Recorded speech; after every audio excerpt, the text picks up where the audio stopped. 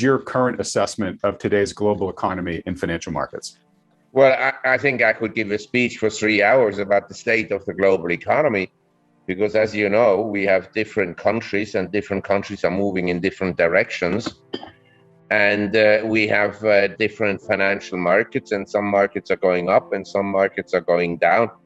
So it's a complex issue. But in general, if we look at the capitalistic system that we had for the last 200 years, and the socialistic system and communism that we had, especially after 1918 in Russia, the Russian Revolution, and then later on communism in the Soviet Union, and then after the fall of the nationalists in China, we had the communists in China in 1949. The nationalists had to flee to Taiwan and so forth. So if I look at this world and I look at the opening of countries like China and Russia and so forth, obviously we had huge changes over the last 40 years. But one thing that I have to point out to all your viewers is that when I first traveled to socialist countries in the 60s in Eastern Europe and later in 1980 to Russia, and at about the same time to China and a bit later to Vietnam, what was striking is how much poverty socialist countries were able to generate, while Western countries, including the US and Western European countries, through the system of free markets and capitalism, had all prospered relative to the rest of the world. And if we look at the world today, we never in history, thanks to capitalism, had such a low poverty rate around the world relative to the world's population. Most people today are much better off than they were 30, 40 years ago. I'm not saying everybody. In the US and in Europe, we have statistics that show that people who now reach 35 years of age, they are poorer and earn less in real terms, inflation adjusted, than their parents. So I think we have to consider that if we have this move to the left, that to my surprise, young people want. They want the government to do more. They want the government to regulate more and to intervene more. With all this move to the left, we will have very disappointing economic growth rates, and the standards of living of most people who follow these left-wing policies that lead to disaster, economic and social disaster, that these policies are, of course, ill-conceived and should be rethought very carefully by the voters. The government doesn't do anything that the voters want. The government is an own institution. The bureaucrats take measures that voters mostly wouldn't want to have implemented. So let's leave the government out. The government no longer represents people. The government is evil. And as long as we have this trend, I think the economies will, maybe for a while, like during the Bolshevik Revolution and maybe during the French Revolution, maybe for a while, it looks better because of money printing and fiscal deficits, but in the long run, it will lead to disaster.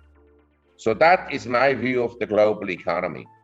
And we have already a slowdown now in the global economy. The freedom of people and about their standards of living. I'm not talking about myself, you understand? I live comfortably on a property in Thailand, so I have no particular agenda or objective that I want to follow.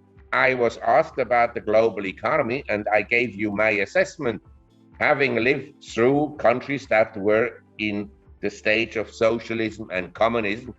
And I saw the disasters that these interventionist governments brought about. the planning economy, where a group of arrogant bureaucrats, as we have today in the US and some European countries, they think that they know and that they should take economic policy measures. Do you see an analog there with all the money printing and stimulus that's being pursued so aggressively in the major economies right now? Well, in particular with the period that covered the French Revolution, 1789 to about 1796. It was a period where first they printed money through the so-called assignat system, and it led to some near-term prosperity. But then inflation caught up and prices went up. It's like now in the US, I would say that the majority of people, say more than 50%, they had now price increases of food, energy, healthcare, educational costs, rents, and the affordability that went down. In other words, they had cost increases of the cost of living that vastly exceeds their wage gains, vastly. So in real terms, inflation adjusted, their standards of living will go down.